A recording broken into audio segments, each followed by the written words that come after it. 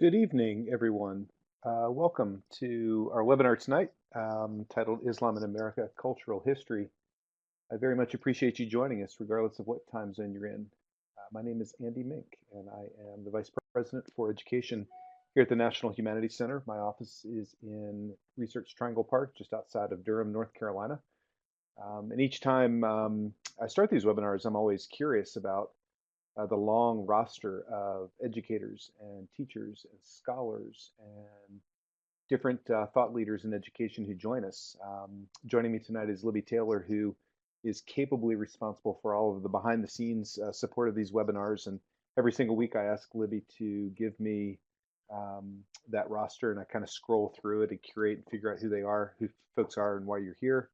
I'm very pleased to say that tonight marks our largest number of registrants in the history of the American Class webinar series. We have 212 people who have signed up for tonight. And while everybody certainly won't show up, it's timely, I think, and it's worth noting that this is such an important topic and such a well-needed conversation as we all work with students of different ages and sort of enter into the world that we live in currently. And as I look through this and I see people from literally all over the country, some folks like Holly are just down the street at Chapel Hill High School. My good friend Faye Gore over at the North Carolina Department of Education. But then there are folks in sort of the other sector of education, like Barbara Penson up there in D.C., who works quite a bit with teachers and schools and educators about how to better understand Islam and the role of Islam in the world we live in. And we also have a very large swath of folks from the other side of the Mississippi, California, Arizona, Alaska, as always, is here with us tonight. And I point out that geographic diversity, one, just to sort of be in awe, as always, of the technology that allows us to do this, but also to encourage you to find others in our chat room and in the conversations that we have who are struggling through and grappling with exactly the same kinds of issues. And certainly part of what we try to do is build that community. I wonder sometimes why each of you sign up for our webinars, and maybe tonight it's to have access to our scholar, to be able to converse, albeit in this virtual way with someone top of their field, someone who really deeply understands and spends a lot of time thinking through the issues that we'll describe tonight. And my guess is that each of you will learn a lot about the complex layers of Islam and the role in America today. Or perhaps it's that you're interested in ways to stand in front of your students tomorrow morning and discuss these very same topics. The truth is that vocabulary matters, context matters, and feeling confident in the many different aspects of the topic matters when you're working with younger students and being able to provide for them, a really thoughtful approach to issues that are certainly front and center in our contemporary context. And maybe again, it's like I suggested earlier. Maybe you're here to see a community of educators who are thinking the same things. There are 211 other participants who are thinking through how to make these connections. I hope that you're here for all three reasons, and I'm very pleased that the National Humanities Center can serve as a place of this kind of conversation, of debate, of learning of these relevant and important topics. It strikes me that this kind of work, particularly with this topic, really transcends curriculum. And there's a contemporary importance for our students to be fluent in these issues of the world and our world's people as they move into their own citizenry and their own role in that citizenship. The Humanities Center has aimed to be that kind of laboratory, that kind of space since 1978. We've really worked hard to provide a space in which elite humanities educators and scholars can work together to better understand topics across the humanities. We've worked very hard to create a space in which the things that we know are important, but the ways in which we know them are equally important. I also want to make sure that I acknowledge our partners tonight, the Carolina Center for the Study of the Middle East and Muslim Civilizations, and the Middle East Studies Center at Duke. And it's our honor to be able to partner with and to share that kind of expertise and again invite people from a variety of backgrounds into this kind of conversation. Ultimately, for me and for our department here at the Humanities Center, it's about building advocacy, and advocacy absolutely starts with that rigor of what you know and being able to really deeply understand particular topics.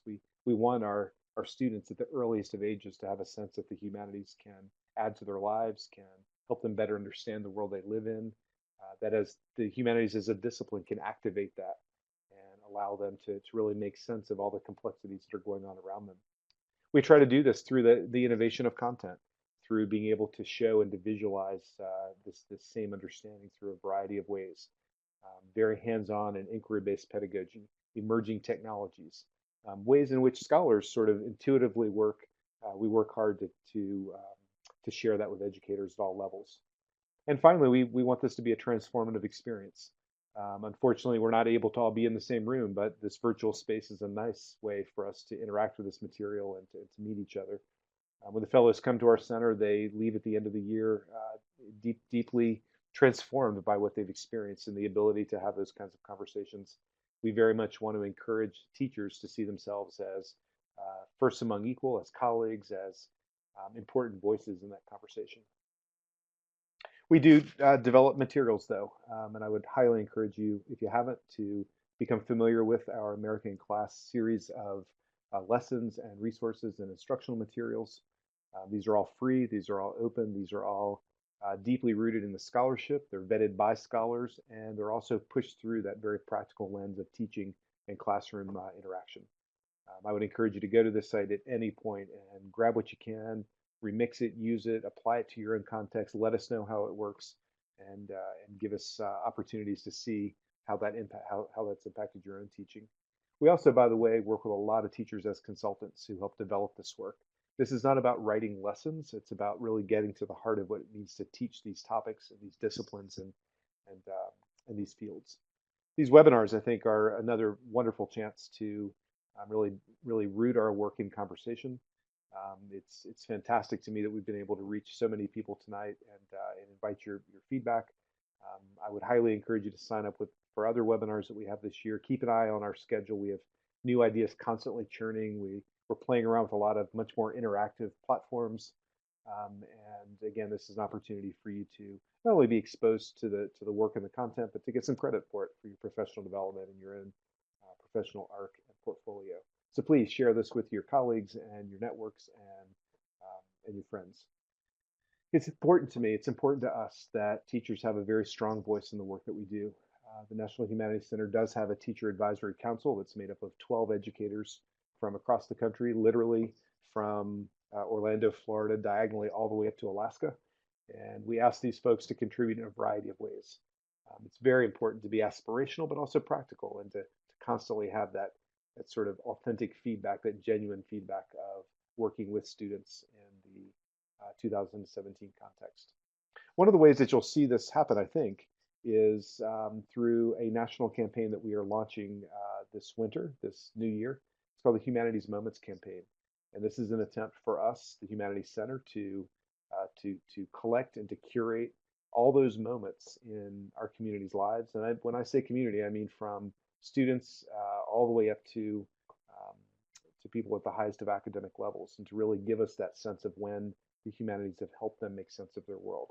If you go to our site, humanitiesmoments.org, you'll find examples of this from Ken Burns, from other noted academics and scholars, celebrities and politicians, all the way down to high school students in Greensboro, North Carolina. And our attempt is, I think, to create a repository where these moments can be viewed, can be shared, and we can find trends in them.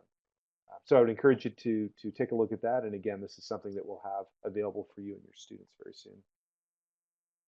Our course homepage and the webinar format that we'll be interacting with tonight is pretty straightforward. We're using Adobe Connect, and all of this will be anchored in the PowerPoint that Ellen has put together and that will advance as we speak and as we talk. I do want to note that tonight's webinar does have a fair amount of media in it, including some video that will play.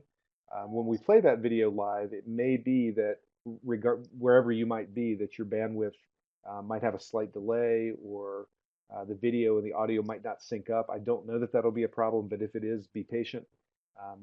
We'll just sort of continue on as is, and you can always go back and view the session later on and see it in a more real-time way. We'll also have links available for everything, and we want to make sure that if for some reason the video isn't seamless for you, you do have access to that. Again, you can open a separate browser, you can play them on a separate device, whatever makes sense for you. I also want to note that it's important for you to sign up for our courses, because your name in our enrollment allows us to take attendance, and by taking attendance, it allows us to give you credit for being here. It's wonderful to me that we have a lot of drive-by visitors, folks who hear about it at the very last minute and just pop in. And while that's certainly okay, and we're happy to have you here, for you to fully be sort of integrated into our process, we do want you to sign up in advance. And again, that's a free process and something I would encourage you to do. At the end of this webinar, there will be an online evaluation. By completing it, you will be able to download the certificate of participation, and that certificate can be shared with your central office or stuck in your personnel portfolio to show that you've been with us and you've done good work with us. This webinar is pretty straightforward. Ellen and I are going to lead you on a conversation, a discussion. Much of tonight will be Ellen sharing her expertise and her interpretations and her deep knowledge of the subject, but it also depends on your participation. So in the lower right-hand corner, you'll see a chat box. I think many of you have found it already, and I appreciate you saying hello and introducing yourself and sharing where you're from. If you have questions, if you have comments, if you have noted resources that you want to share, please use that chat box any way that you like. And my role tonight will be to play the straight man and to interact with Ellen and to sort of prompt her to consider certain things, to read your questions and to pull them out and insert them as she moves forward.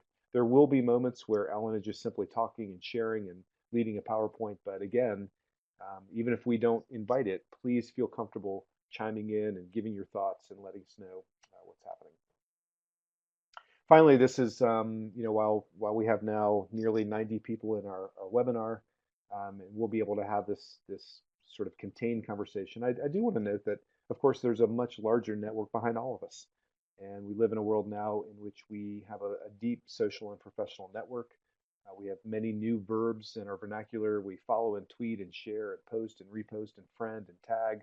Please feel comfortable sharing this with all of those in your own social network. In particular, we use Twitter quite a bit here at the Humanities Center, and I would invite you to tag us and to tag Ellen and her work at Duke, so that this conversation can be continued, and in fact, we could add other resources to it. So that's my framing for tonight, and again, I want to thank you for being here. Ellen, while she's just a few miles down the road in Durham from me, is going to lead our session tonight and really sort of prompt you into the various conversations that we'll have.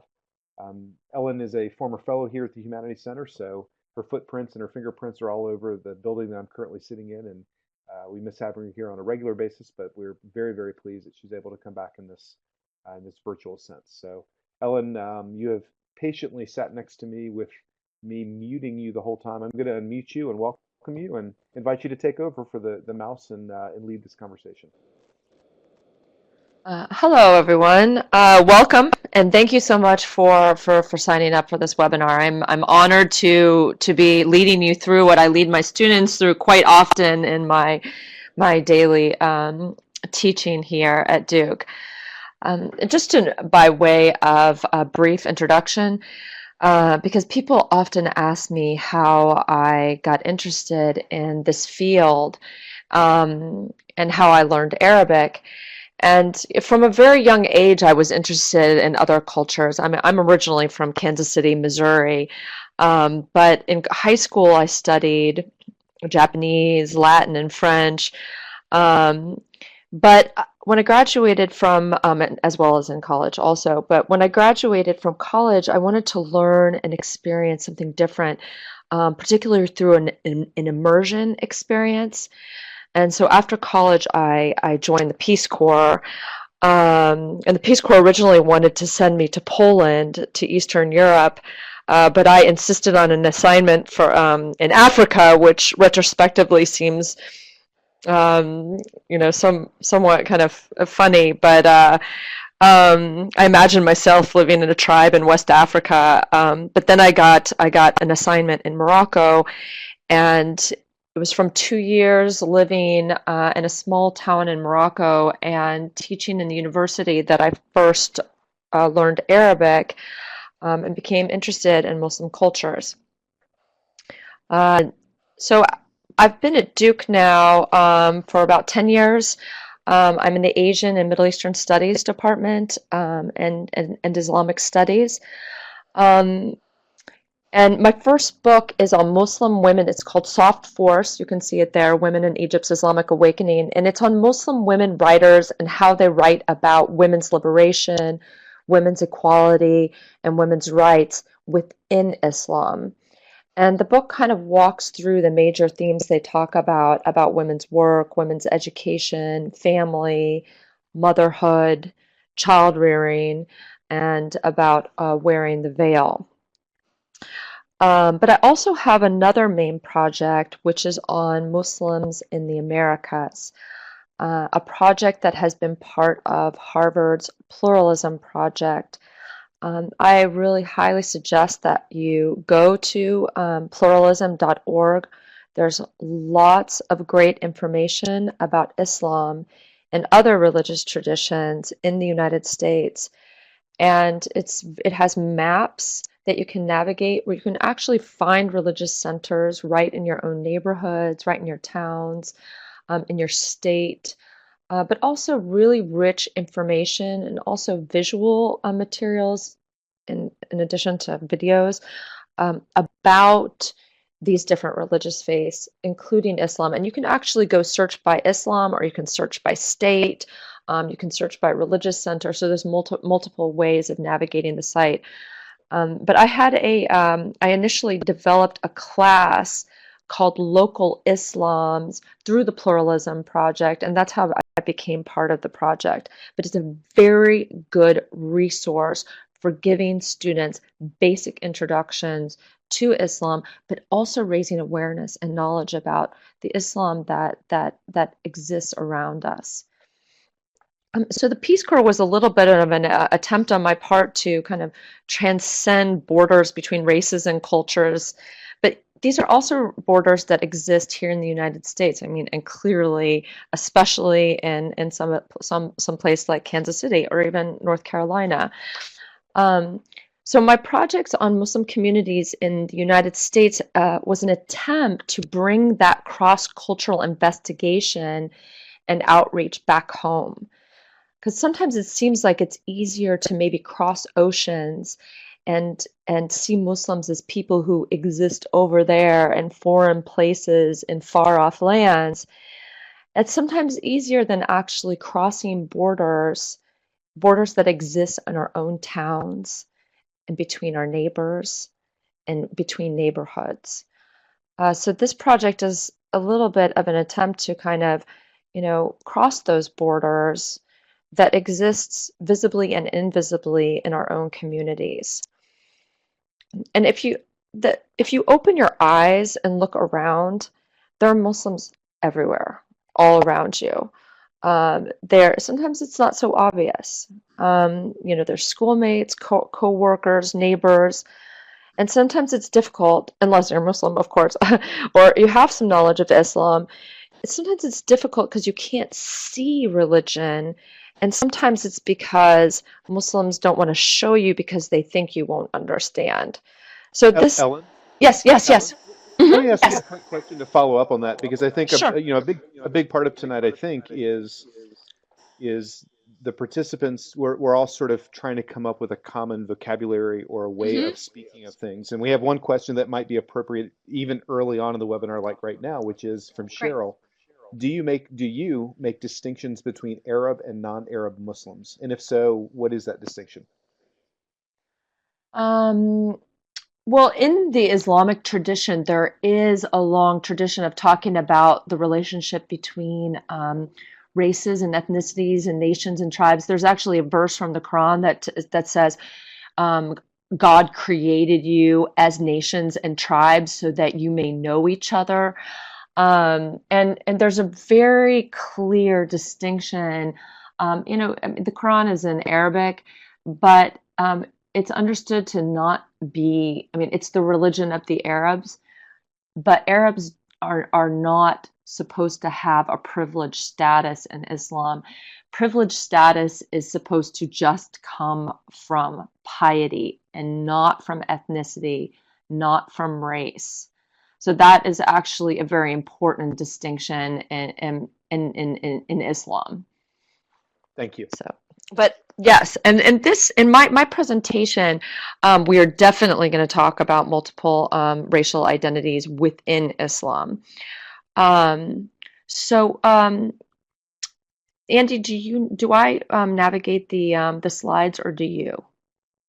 And so all you need to do is in the lower left-hand corner, there are two arrows. The I one on the see. right Yes. Okay. forwards, Thank you. yes. Right. Okay, great. So today I'm going to give you a brief and partly disconnected history of Muslims in America. Not disconnected because of the nature of the lecture, but disconnected somewhat because Islam, as a religious presence in the Americas, um, there are several distinct phases, and I'm going to pretty much walk you through these four main distinct phases, so you'll have a very clear sense about the different moments in American Islam. And one thing I want you to take away from this is two main points: is that Islam in America is um, there's an incredible diversity of Islam in America and Islam in the world in general. I mean, Islam is the second largest religion in the world after Christianity. There's an estimated 1.6 billion Muslims. They're 23% of the world's population. So we're talking about an incredible diversity that exists worldwide, as well as an incredible diversity that exists here in the United States. I mean, just by way of example, in my class on local Islams, it's about Muslim communities here in the area. We in Durham and Chapel Hill, we go and visit around 10 different kinds of Muslim communities in the area.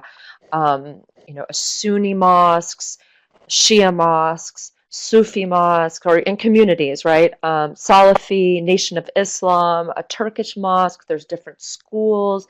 There's an incredible diversity of Muslims just in this area. So that's the first big takeaway that I want you guys to that there's not one thing we're talking about or one kind of Islam, one kind of Muslim, but there's a diversity of practices, ethnicities, beliefs, um, ideologies.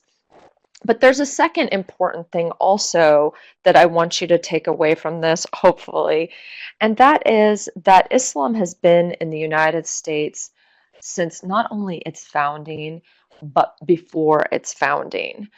Um, Islam has been a religious presence in the Americas um, from very early on. There's evidence that the Ottomans explored the Americas from the 15th century and before. Muslims are thought to have traveled to the Americas from Spain with Columbus in 1492. Um, but there's also there was the presence of Muslims in early America. In the Cambridge Companion to American Islam is a very good resource with very short essays that talk about Islam in America. If any of you, for those of you who are educators, I highly recommend it. It's an excellent source book and textbook for students who want to learn about Islam in America. And it's called the Cambridge Companion to American Islam, edited by Juliana Hammer and Omid Safi. And some of the readings that I assigned today, were taken from that volume. In the opening essay, they talk about how in 1784, George Washington said he would hire the best workers to work on Mount Vernon, whether they were, quote, from Asia, Africa, or Europe, whether they were Mohammedans, their word for Muslims, people who follow Muhammad, whether they were Mohammedans, Jews, Christians of any sect, or atheists. They also discuss how Thomas Jefferson held the first White House iftar in 1805, the breaking of the fast in the month of Ramadan, um, in respect to his guests, which were an envoy from Tunisia. But they also talk about how Jefferson and the founding fathers understood the 1786 Virginia Statute of Religious Freedom as encompassing, quote, within the mantle of its protection, the Jew and the Gentile, the Christian and the Mohammedan, the Hindu and the infidel of every denomination.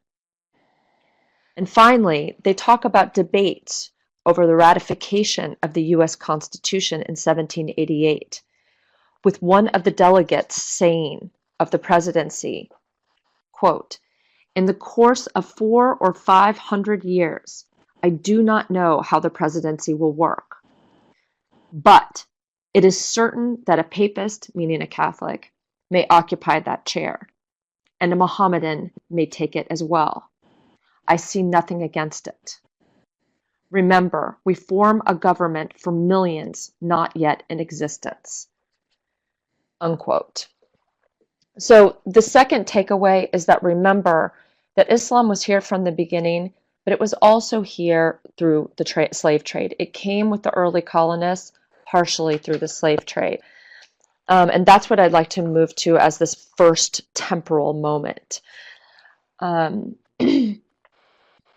Now, here's just a quick map that I want you to see of Islam in Africa today. And as you can see, all of North Africa, West Africa, and the eastern coast of Africa are Muslim. And this is really critical to understanding the slave trade, because those regions were the ones that originally furnished the slaves for the slave trade.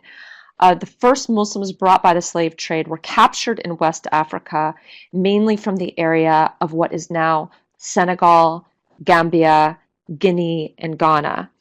And they were shipped across the Atlantic in what you know were harrowing transatlantic journeys, and where hundreds were crammed onto ships in very inhumane conditions and died on the way.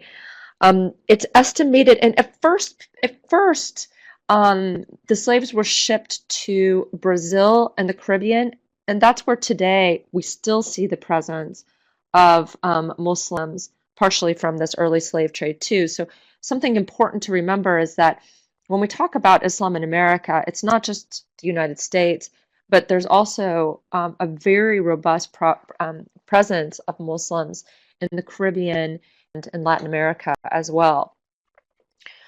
So this first map is from the 15th and 16th centuries, and you can see the kind of slave trade also going up to Europe. This slave trade intensifies in the 17th century, going to, as you can see, southern Brazil, the Caribbean, and then first going to the United States to Jamestown in Virginia. Now, nobody knows how many slaves, what percentage exactly of the slave trade or the slaves were Muslim, but a high estimate is about 10%. A low estimate is about 3%. And these kind of little explosions or stars, red stars you see on the map, those are revolts, are slave revolts.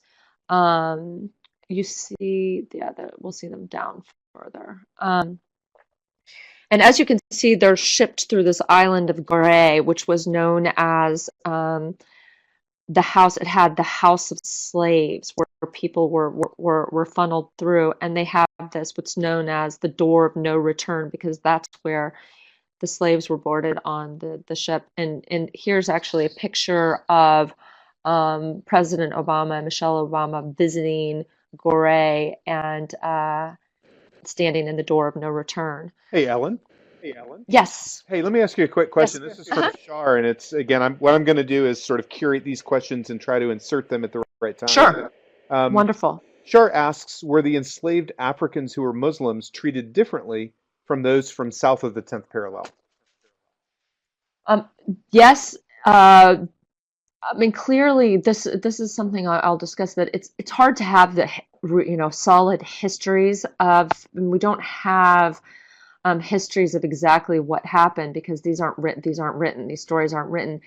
But what is known is that the slaves were oftentimes literate, because they had Quranic schools. They had, they had schools that there's a tradition of learning and scholarship in Islam that was very important. So there were Muslim schools in West Africa. And so some of these slaves were educated and were literate. So they actually had skills that were needed sometimes for things like bookkeeping. So sometimes they did become, take on roles that were beyond the agricultural laborer. So sometimes there was, they did have, or roles like bookkeeping. So yes, they were, but I would say perhaps not across the board, right? But one thing people say too, as you see from this particular map, is that the Muslim slaves had the possibility of, because there's a certain solidarity between the Muslims, that they had a certain organizing power, and also, through the power of communication, and in a certain group solidarity. And so that's why people say that the Muslims actually led critical uprisings, namely in Santo Domingo, which is known as the Haitian Revolution in 1791. But also, as you can see from this map, where you have the red star, which is the uprising, but also in Bahia in Brazil in 1807 and 1835, you had slave revolts that were essentially led by Muslims, that of course were brutally suppressed. But Bahia still has a pretty robust presence of Muslims still today. Right? Okay.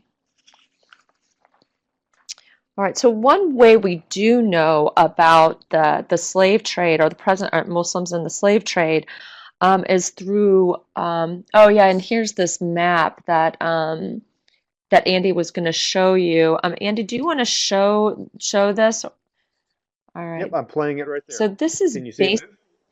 great. Yes, I can. Documenting the passage or the voyages of each one of those little dots is a slave ship. And you can see in the graph below, we're moving temporally through time. We're about 1600 right now, and you see the increase of the slave trade and the passage of the ships. It's worth noting that this particular digital project, we'll make sure that the link is available to you. But if you go to it live, you can stop this timeline and then hover over any of these ships to see the full manifest.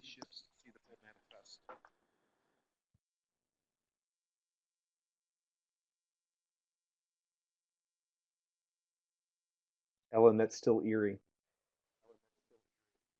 Yeah, I know.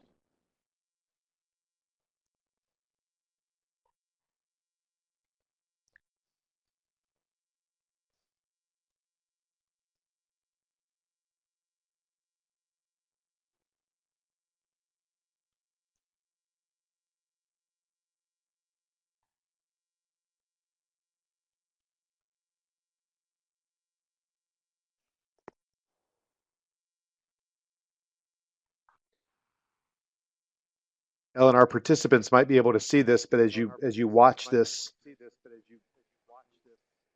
as you watch this Yeah, migration, really this movement, it's really, I'm always struck every time I see this that North America is not nearly as represented as the Caribbean, Barbados, South America. right. And of course, the end of the transatlantic slave, Well, 1808 coming up. what happens is they pretty much wipe out the population, the indigenous population of the Caribbean, and replace it with the colonizers and the slaves. And then once they basically work the slaves to death every couple of years, then they just replenish the population.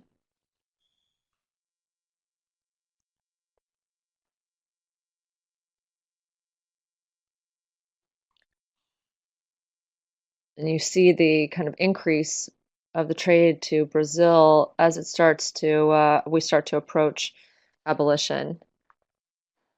in the United States, and eventually abolition in Brazil and the Caribbean. And all right, thank you, Andy.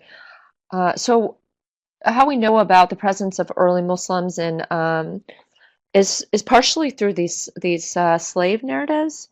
Um, yeah, okay. Can we go back to the Ibrahima story? Uh, Oh, wait, Ellen, we're kind of you do this. yeah, it's not for some reason it's moving forward. Okay, there we go. All right, there we go. Yeah, so we know about the presence. Oops, why is it doing that? It's not going backwards. You need me to move it backwards for you?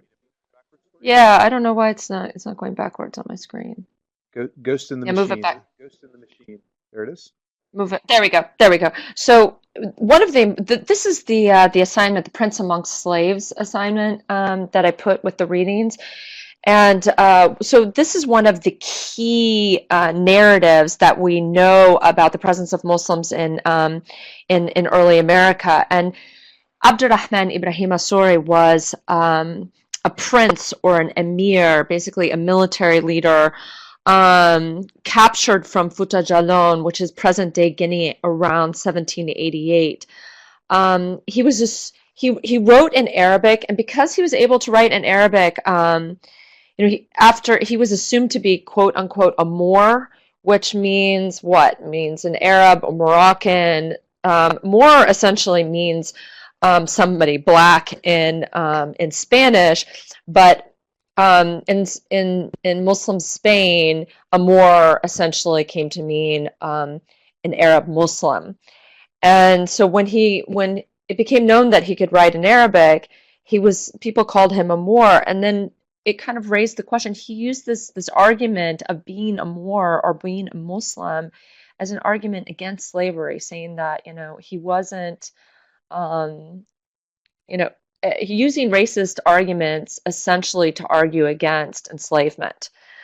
Um, he wrote two autobiographies, and these autobiographies are written about in Terry Alford's Prince Among Slaves, which was the basis of the documentary that you may have watched. If you didn't get a chance to watch the documentary, that's fine, but it's very interesting, great resource to show students, along with the web page, the PBS web page, the Prince Among Slaves webpage, which is a great resource for students, has a lot of really interesting information, interviews, testimonies. Another really good source is one that I put on your bibliography. It's Alan Austin's African Muslims in Antebellum America, Transatlantic Stories and Spiritual Struggles. And he has a chapter on Abdurrahman, but he also has chapters who was captured from this area in Western Africa, what is now Sierra Leone. But the Alan Austin book also has chapters on Omar ibn Said, who was captured from what is modern-day Senegal in 1807. He was a slave in Charleston and Fayetteville. He wrote an autobiographical essay that you can actually access online also.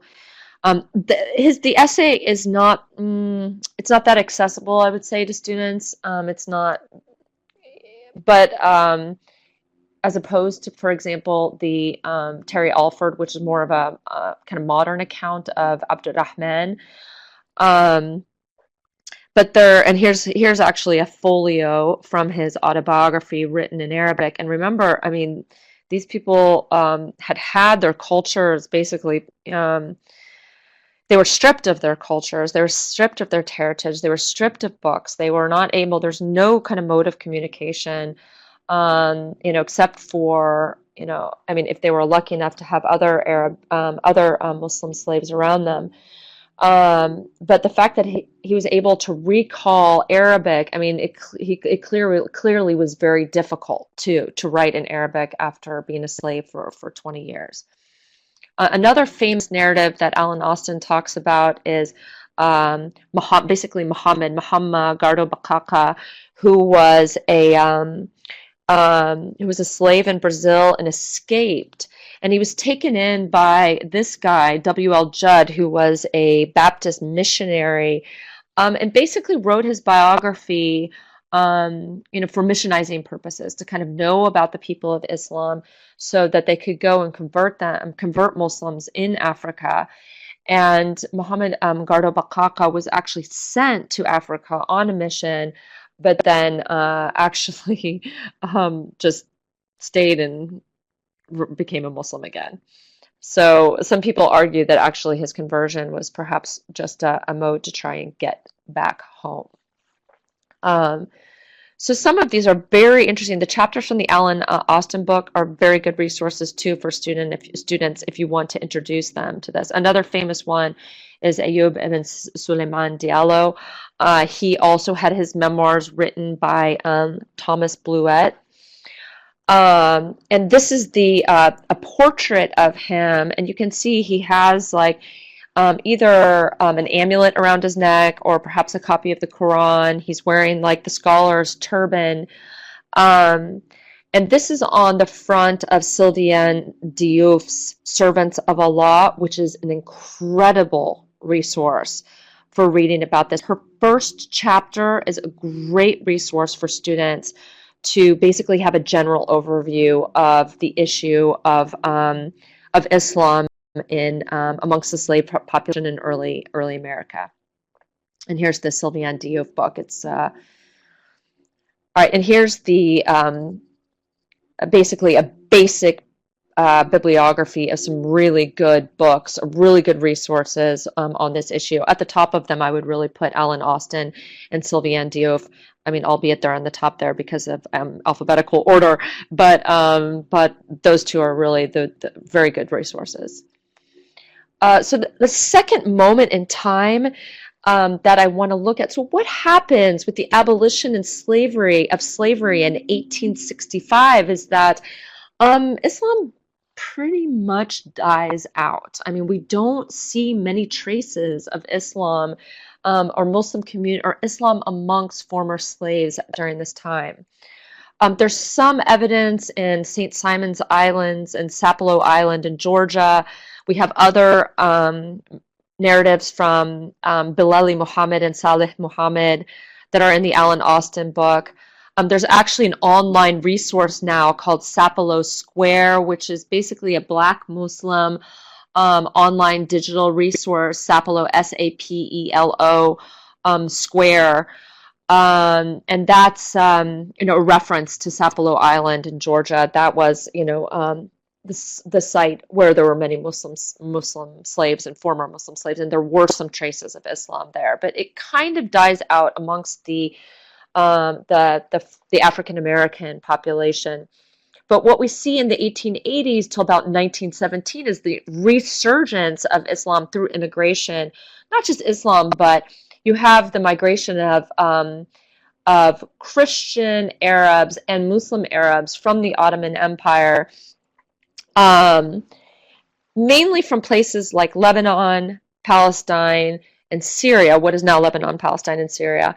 There was almost a pretty mass exodus. And when we talk about that, it's not just not just to the United States, but also to the Americas.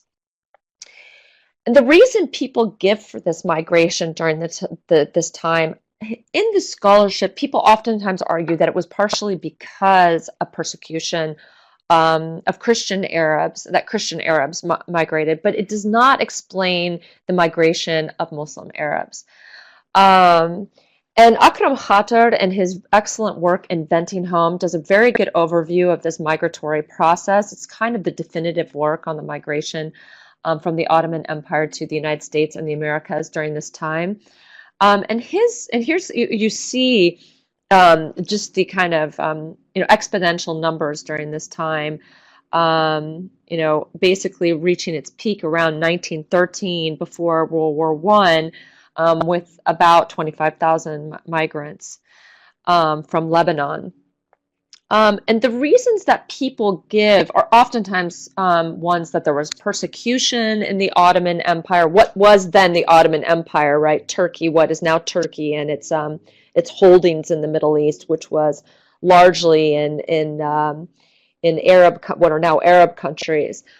Um, but Akram Khater very elegantly argues through rigorous historical research that it was not because of persecution, but was actually because of increased freedoms of movement in the Ottoman Empire during this time, that basically the granting of certain rights, amongst them the right, the freedom of movement. So people were actually free to leave, with oftentimes without passports, and people did migrate, many of them to the United States, but many of them to the Americas as well. Um, Part of the argument is that during this time, especially in the Americas, people they wanted migrants, they wanted immigrants to come and settle in order to colonize the land. What they wanted were European immigrants, Germans, Nordic Europeans, the Swiss, French, British, essentially what they consider to be white people, to so-called whiten the indigenous population and make it European. So it's a time of Spanish and Portuguese colonization in the Americas, and through this process of what's known as mestizaje, or mixing of Europeans with indigenous, they kind of hoped to actually Europeanize the indigenous population and thereby colonize the land. Um, but they didn't really always get Christian Europeans as their immigrants. What ended up happening is that also a lot of people from the Ottoman Empire immigrated as well. So they had Arab Christians and Arab Muslims also migrating to the United States and to the Americas. And Khater does a good job of showing, of describing that process in depth. And it's actually quite accessible to I would say high school students. And he makes other arguments that it was also because of falling prices of silk, because of competition from China and Japan, which was the main cash crop in the Levant, as well as population growth because of increasing high awareness of hygiene and medicine. And for that reason, people were inheriting less and less, and there was less money and less land to spread amongst the extended family. So that's why people were immigrating in search of bettering their lot. And the more people that immigrated, the more people that then followed them. It was at first with the expectation that they would return to their native land, but oftentimes they ended up settling. And here's some graphic depictions of what is known as Little Syria in New York City. And as you can see, there are people wearing fezzes, people smoking the nargila, women wearing really Americanized clothing, but then having scarves over their heads. And this is the area in Manhattan, which was known as Little Syria. Kind of, also part of it was the commerce, because that's what these immigrants came to do. Is they basically lived off of nothing, and economized and peddled goods, oftentimes goods that were coveted from what was known as the Holy Land. So they would peddle these goods from, that were seen as being kind of prized objects. And here's some photos that are depictions of the peddlers. NC State, North Carolina State, has a Center for Lebanese Diaspora Studies, and they have an archive there that is very good. They have postdocs, they have very good resources there, some of them a photography archive as well. So go at the end of this segment, there's actually a list of resources that you can access and refer to that will take you to those particular resources. Um, We have a quick question yes. from Trevor. He asks, how did all this immigration and movement impact the interpretation and the expression of the Quran? Oh, the expression of the Quran. That's very interesting. Well, rather than necessarily, I don't think at this point yet, real reform and new interpretations of the Quran are actually happening during this time in the Ottoman Empire and in Cairo. But you don't really see it in the United States. What you see is people trying to reproduce their culture. And there's a very good documentary that I almost thought of assigning this to. Um, it's Amongst the Pines. It's was made by Akram Khatar too, and it's available online. I can provide you with the link, and it talks about this process of how people are trying to hold on to their culture, and do it by cooking the foods, connecting with other Muslims and other Arabs, and trying to kind of establish religious spaces. You start to see the first mosques. But there's not really differing interpretations of the Quran yet. We will see that in the final segment, which starts in about 65. That's when you really start to see new kinds of interpretations of the Quran with the Immigration Act of 1965 and new forms of immigration. But what you do see is an incredible literary output, which is I don't know if anybody who has read Khalil Gibran's The Prophet. That's an example. I mean, he's Khalil Gibran. Khalil is actually a Christian, but a Christian era. But he wrote this book, The Prophet, which is a very well known literature source, and it's a beautiful book that can definitely. I think I read it in high school. I had no idea at the time even anything about the Muslim world or about the Arab world. But it's a beautiful book. But there's also some very good poetry being produced at the same time, and very rich literary production. In addition to newspapers being written as well. Here, this is an example of just the Barrio de los Turcos, the Turkish neighborhood in Buenos Aires, just by way of comparison. Once again, you see the hookah, the nargila, and the harem pants. And as you can see, this is a picture of peddlers in Buenos Aires in Argentina, and you can see that they've adopted the dress of Argentina. It looks very different from what we saw in the United States, but you can see this process of assimilation even as migrants hold on to their their indigenous culture.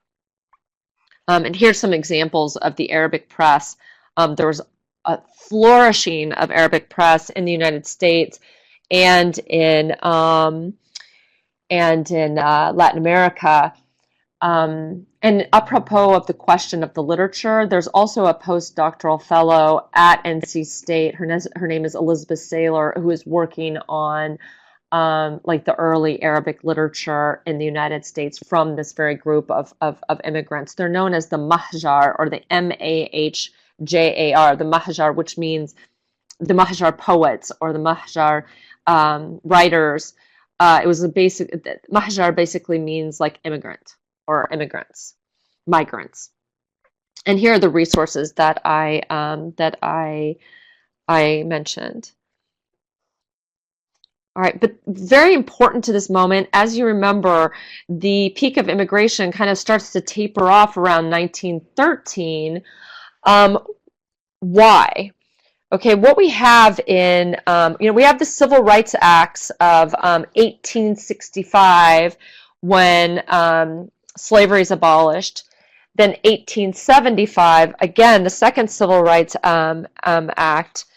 But then in 1883 is when the Civil Rights Act of 1875 was repealed with basically what became Jim Crow.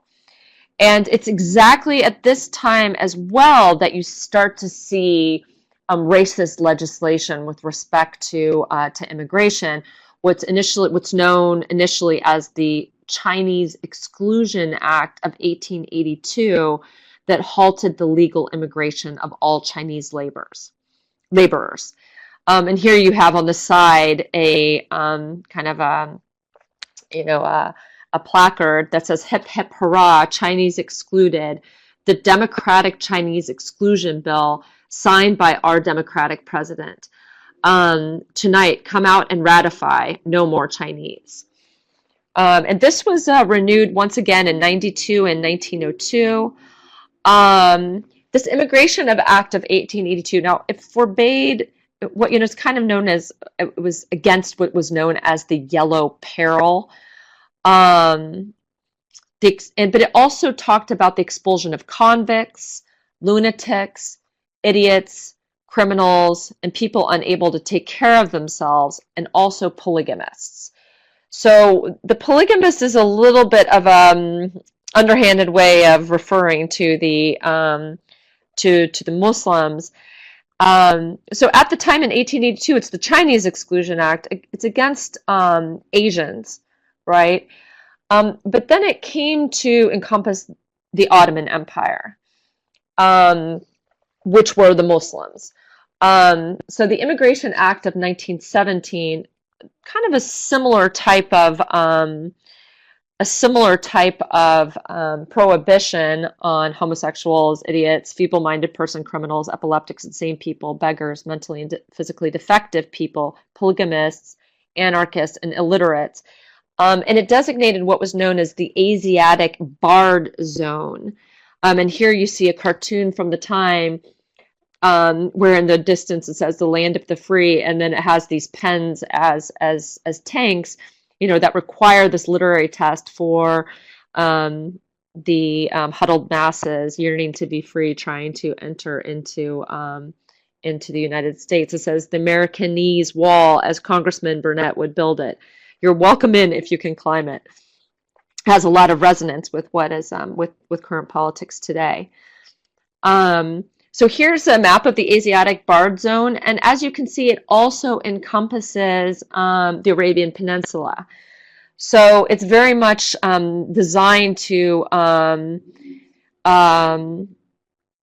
as you can see, so this, and then there's an Immigration Act of 1924, and here you see they basically allow immigration from Great Britain and Germany, but then try and restrict it from down there, what you see, the browner peoples, which are the Ottoman Empire and Turkey.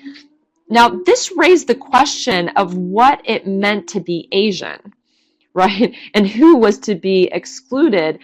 And what happened is that people started bringing, Christian Arabs started bringing court cases arguing that they were not Asian, they were not yellow, they were not Ottoman, they were not Turkish, they were not quote unquote Mongolians, they were not Muslim. And that meant that they should not be excluded because not only were they white, but they were basically white because they were Christian. And this sort of designation that white is Christian and Muslim is brown and Asian. And you have pretty eloquent articulations of this idea. For example, from this guy Khalil Bishara in 1914, around the time of this, he was an advocate of this guy George Najur, and he wrote this book called "The Origin of the Modern Syrian."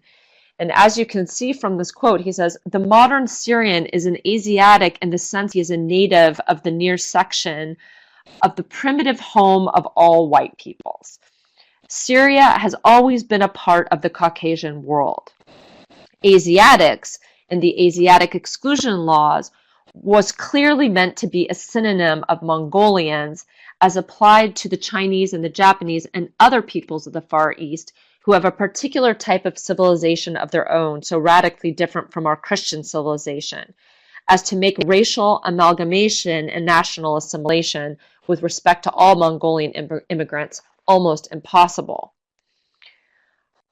George Dow of the Syrian American Association. So there's these associations, in addition to the press and the literature, you also see these associations that were formed. And in 1914, he argued, quote, "The history and position of the Syrians, their connection through all times with the people to whom the Jewish and the Christian peoples owe their religion, make it inconceivable that the statute could have intended to exclude them." And this type of argumentation was actually used from the immigration and basically in federal and national reports, such as the report of the Immigration Commission of 1911. They draw on this dictionary of races and argue physically modern Syrians are mixed Syrian Arabian. I mean, this is the scientific kind of lingo of the day. Syrians are mixed Syrian Arabian and even Jewish blood. They belong to the Semitic branch of the Caucasian race, thus widely differing from their rulers, the Turks, who are in origin Mongolian. And this decision in 1915 settled the legality of Syrians' claims to American citizenship once and for all. So, Syrian Christians are seen as being white, but then, for example, a Syrian Muslim would not be white because they'd be associated with the Ottomans, who are Muslim and are quote unquote origin Mongolian. But I mean, it's a ridiculous kind of line of argumentation that really just leads you in convoluted circles. So Ellen, it's my unfortunate job to remind you that it's 8 o'clock, and so we've got probably about 25 minutes, and I know you're roughly halfway. I also know that in terms of the contemporary conversation, much of your compelling content is in your fourth section. So I'd invite you to figure out a way on the fly, doing your best teacher spidey sense to find that best piece and to share with us. Yeah, we're getting towards the end now, but so what you see is the rise of this racist legislation happens first in the United States, but then it starts happening throughout Latin America. Also, in the 1930s, you start to see the rise of this kind of racist legislation that aims to exclude Arabs and Muslims from immigration, because this immigration, as I mentioned, is happening not just in the U.S., but throughout the Americas. And this is at the time where you see what I would say the revival of Black Islam around the time of 1920s, 1930s, when there's a rising kind of Black consciousness and also resistance to this intense racism that they continue to experience. And this is at this time, this is when you start to see understandings of Islam as an African religion, as the original religion of African Americans, and then that's where you start to see this turn to a kind of new form of Islam, which is embodied in the Nation of Islam. The precursor to the Nation of Islam is what is known as the Moorish Science Temple. And once again, note the invocation of the concept of Moorish. This is something that's Arab, it's Muslim, it's Moroccan. It's not, Black in the derogatory sense that is being used at this time. So it's kind of this owning of a new kind of African identity, partially through Islam. And the person who is known for founding the Moorish Science Temple is Timothy Drew, kind of a mysterious character. Nobody really knows where he's from. There's several theories that maybe he was from a Moroccan family, maybe he was Indian. And here you see a picture in Harlem. He's there in the front with the congregation of the Moorish Science Temple. They're wearing fezzes, they're wearing African dress, and some of them are wearing what look like kind of pharaonic headscarves. And here he is, no, that's not Noble Drew. Yeah, that's Noble Drew Ali with the secretary with a Moroccan flag. It's backwards because of the photography. They weren't hung backwards, so it's the American flag side by the Moroccan flag in 1928. So Elijah Muhammad, who's the founder of the Nation of Islam, uh, was influenced by Noble Drew Ali, and he founded the Nation of Islam in 1931. And the version of Islam that they articulated was is not what one would say is kind of a standard Orthodox Sunni type of Islam, but was very different. They had a different text. The what's known as the Shahada, or the first pillar of Islam, which is the declaration of faith. There's no God but not God, and Muhammad is his prophet. Um, they had a different Shahada, and it was there's no God but God, and Elijah Muhammad is his prophet, which is really what I mean, some Muslims, oh, no, not some, most Muslims would say is extremely blasphemous, that Elijah Muhammad is not Muhammad. And they also had some ideas about that the original man was black, and that his life was sucked out of him until he became white. So they had some his origin tales or myths that were actually a little bit strange. But you have to remember also, this is an Islam, in the absence of the availability of texts, of scholars, of schools, of information. I mean, this is a community that didn't have access to this kind of information like we have access to it today. So they kind of invented Islam as they went along. Um, and for a long time, people kind of denigrated Nation of Islam as saying it was not true Islam, not real Islam, that it was just like a black social movement that had nothing to do with real Islam. But scholarship now is starting to kind of revise that perspective and saying, these guys were trying to kind of access Islam, and they did it in their own way. And they might have gotten, they kind of invented some of the details as they went along. But the important part of the story, which most of you probably know, is Malcolm X was one of the most important ministers of the Nation of Islam. But then when he went on his pilgrimage to Mecca, he started to kind of at some point become alienated from Elijah Muhammad, partially because he found out some things like he was having affairs, and he became a little bit disillusioned with Elijah Muhammad. And then he went on pilgrimage to Mecca, and he had understood Islam as the religion of the black man. Um, and when he went to Mecca, he saw this mixing of races. He saw people coming from all over. I mean, you're talking, once again, 1.6 billion Muslims. They come from all over the world, all hues, all shades, mixing in this common human rite that's known as the pilgrimage. And he saw it as a really transcendent experience and actually opened his ideas about race. And it's interesting, I just taught Malcolm X his autobiography. I highly recommend it to, or at least taking segments of it, to reading it or taking segments of it.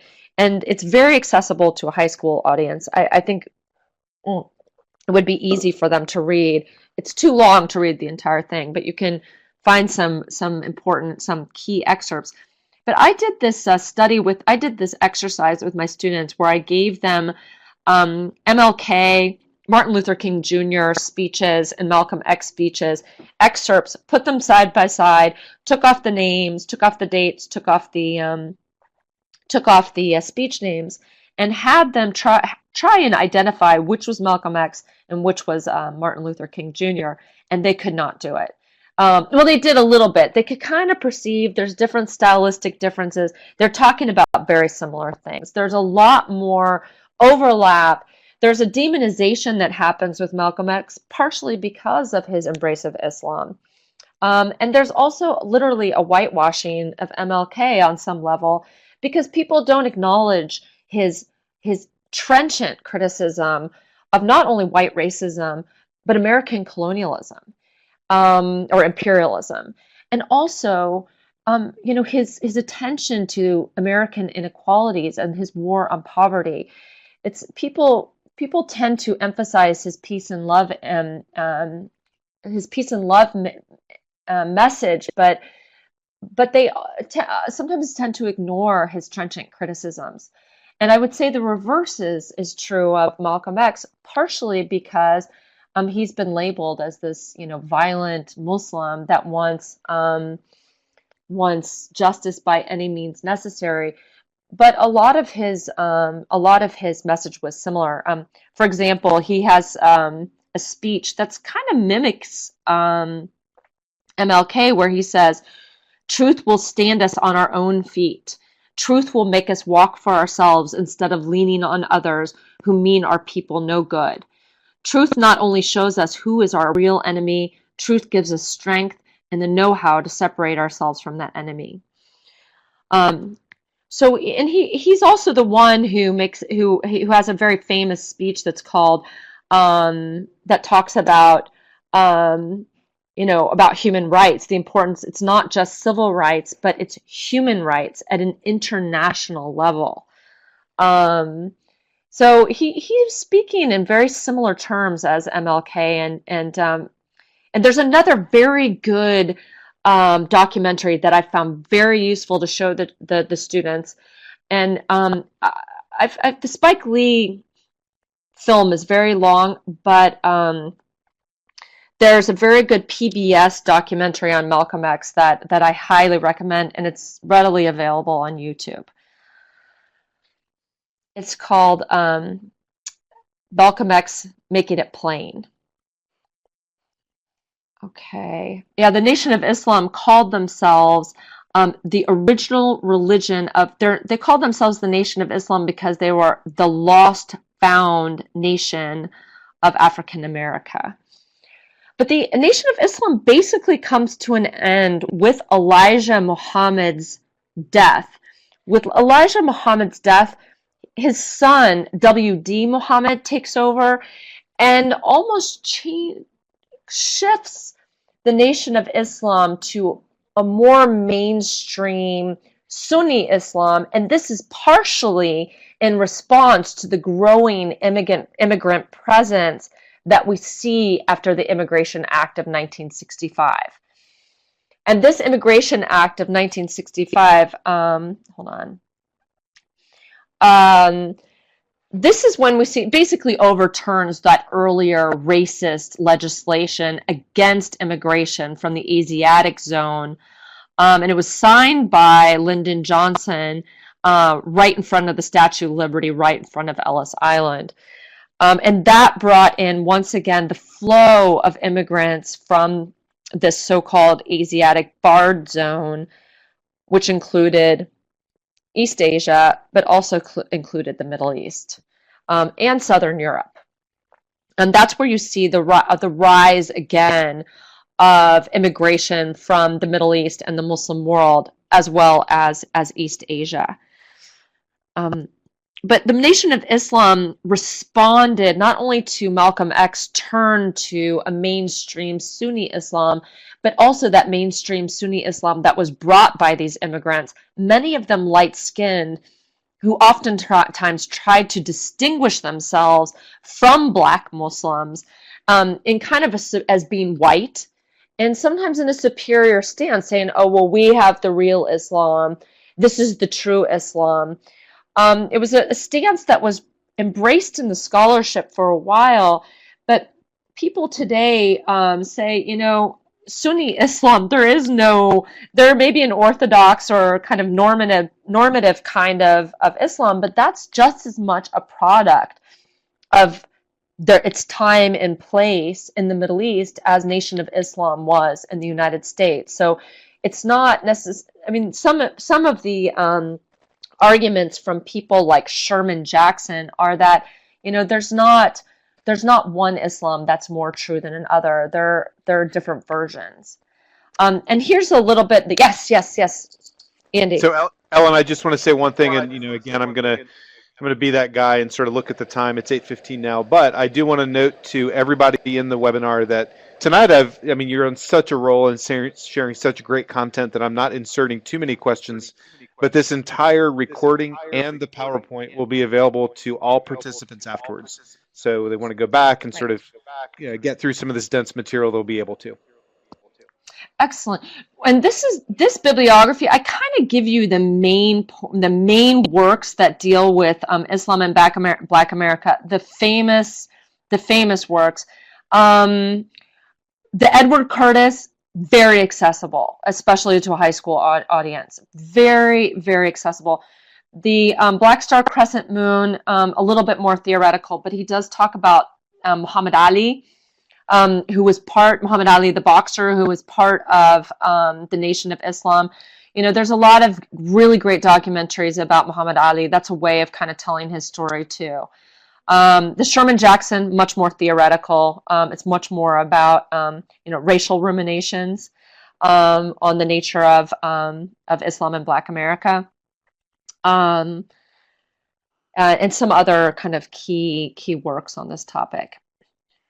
So after 65, the Immigration Acts of 65 basically overturned, as I said, the earlier, allowed immigrants to come back. And the one thing I want to say about this particular, there's no way to actually characterize this moment, because you see a lot of different, and I purposefully made this segment quite diverse, because there's no one way to characterize it. We have a lot of different trends. And one of the most interesting is a youth Islam, and is a literary cultural Islam, new Quran interpretations, public activism, filmmaking, journalism. And one of the most famous people that's a leader of this movement is Asra Nomani, and she wrote this Standing Alone in Mecca, which is very critical of kind of conservative Muslim communities here in the United States. She's an Indian Muslim, former journalist of the Wall Street Journal, and she also made a great documentary. It's called The Mosque in Morgantown. It's so good. It's basically a companion piece to Standing Alone in Mecca. And the Standing Alone in Mecca and the Mosque in Morgantown is a little bit about her struggle against her local community in Morgantown, Pennsylvania, where she grew up, to make the mosque more friendly to women participants. And part of that process was led by this thinker, Amina Wadud, who led a prayer in Riverside Church in New York City in 2005. There's kind of, in Sunni Islam, there's kind of a de facto prohibition on female preachers and women standing in front of men and leading the prayer. If there's a man, it's understood that the man will lead the prayer. But then if you go back and interpret the original sources of Islam, like the Hadith and the Quran, you can actually justify a female preacher, partially because there's precedence in Muhammad the Prophet's time. And Amina Wadud is an African-American convert. I mean, now she's been a Muslim for 40 years, 50 years, converted in college, and then went on to do her PhD in Islamic studies, and has written very good work, basically doing this kind of Quran reinterpretation to reinterpret the Quran towards social justice, towards equality for women. And this is a process, I mean, she's not spearheading this. This is a process that's been going on in the Middle Eastern Islam for a very long time, since 19th century. And she's kind of the culmination of it, at least in American Islam. And her book, Quran and Woman, a very slim volume, very accessible also, is a really good exploration of this Quran interpretation from a woman's perspective. It's very well done. She's the one who led this prayer in 2005, and Asra Nomani was present.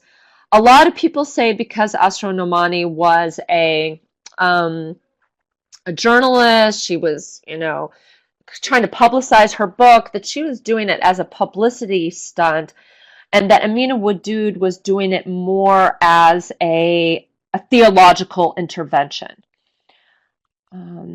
And that was in the piece I gave you by Juliana Hammer, More Than a Prayer. Very good analysis of that, what basically American Muslim women's intervention into these debates. Not just Amina Wadud, but also you have a very good book about Amina Wadud. It's called Jihad for Justice. And Inside the Gender Jihad is another book by Amina Wadud. It's not as accessible. Another person present at that prayer in 2005 is Michael Muhammad Knight, who just got his PhD in Islamic Studies from Chapel Hill, North Carolina, University of North Carolina, Chapel Hill, but has also written about, it's 10, 11, 12 books. One of them is like Tripping with Allah, but his most famous one is called Taqwa Core. And he basically he's a kid who, here's a little bit biographical information about him from the New York Times, where he talks about himself. He says that he was a 15-year-old white kid with a dad that was a diagnosed schizophrenic, a rapist, and a racial separatist, a white supremacist, what we now call the alt-right, and his mom fresh off her second divorce. He writes in Blue-Eyed Devil, A Road Odyssey Through Islamic America. At home in Rochester, he would listen to a lot of Public Enemy and read the autobiography of Malcolm X, and by 16 had a huge portrait of Ayatollah Khomeini on his bedroom wall. At 17, Mr. Knight, having converted to Islam, was running around Pakistan with Afghan and Somali refugees and studying at the largest mosque in the world. So you see that this is also conversion Islam. And his books are very interesting. And what they say is that his book, Taqwa Core, basically created out of nothing, through his imagination, what he calls a punk Islam. And there's a film made of it.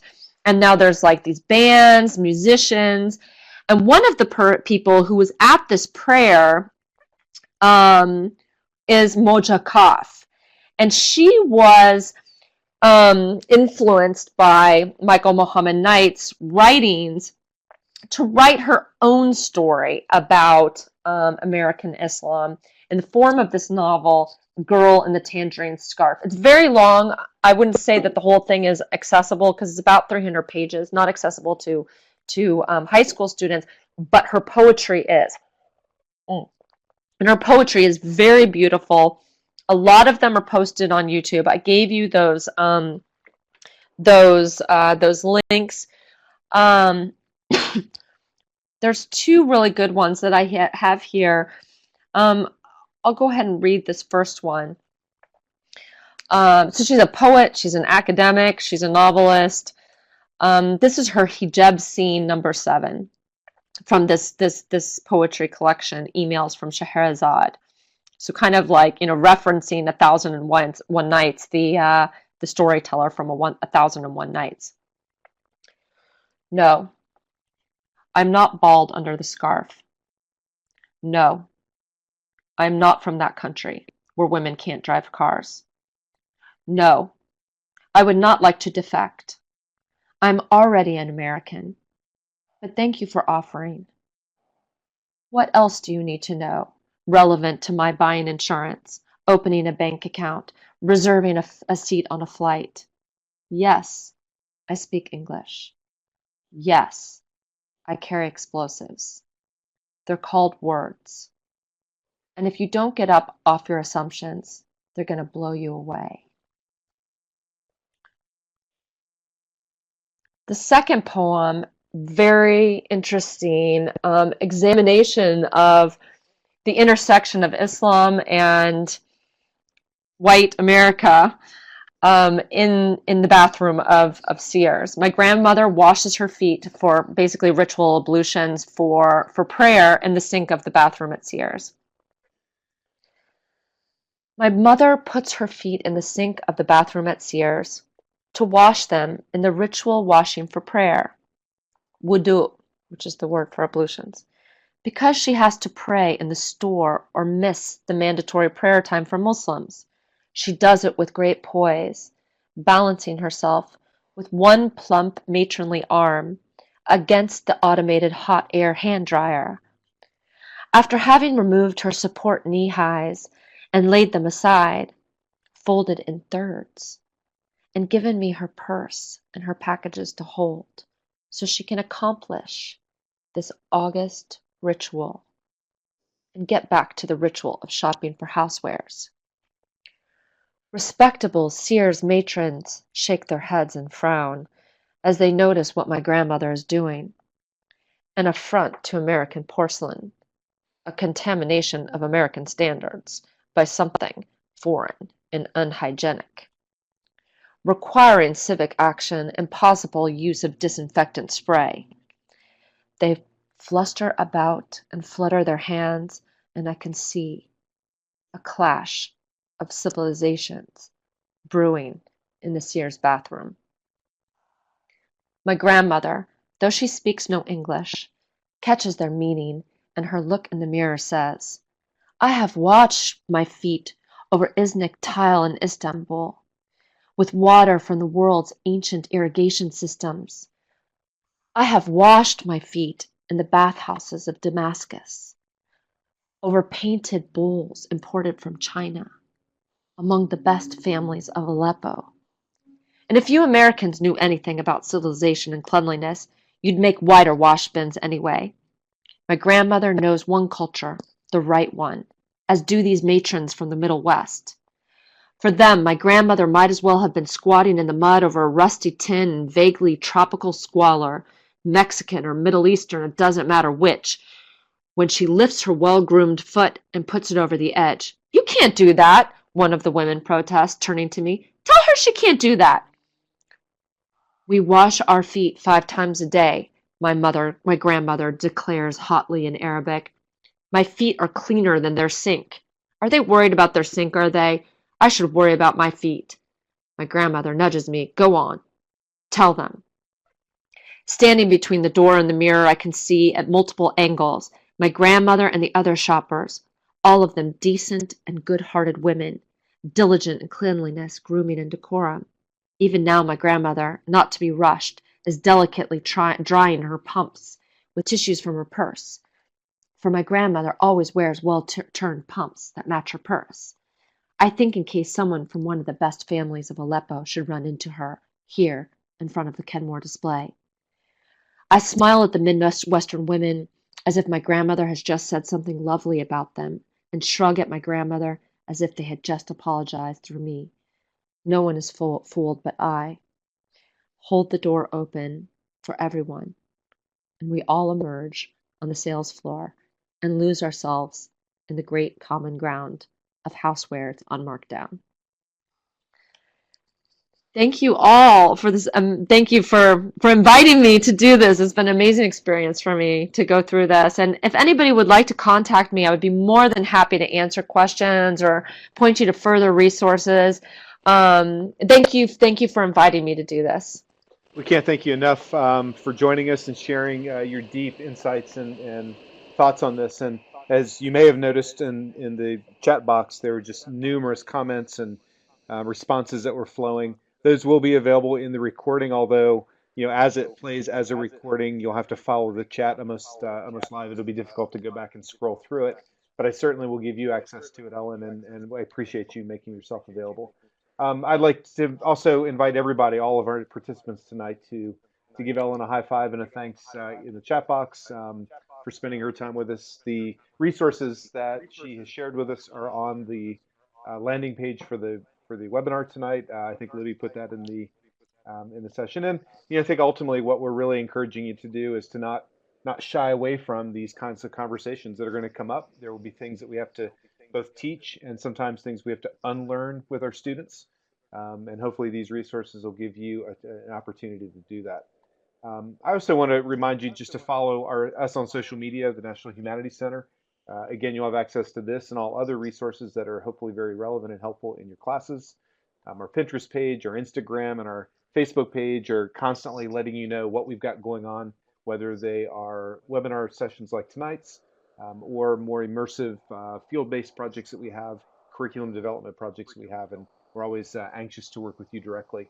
Um, I will also encourage you to consider tonight's content, and if you're interested in something a little bit more customized, maybe something a little more immersive that you'd like us to arrange with your school district or with your region or with your state, we are certainly happy to be creative in that sense. And so please get in touch with me directly, and I'm happy to brainstorm with you or others.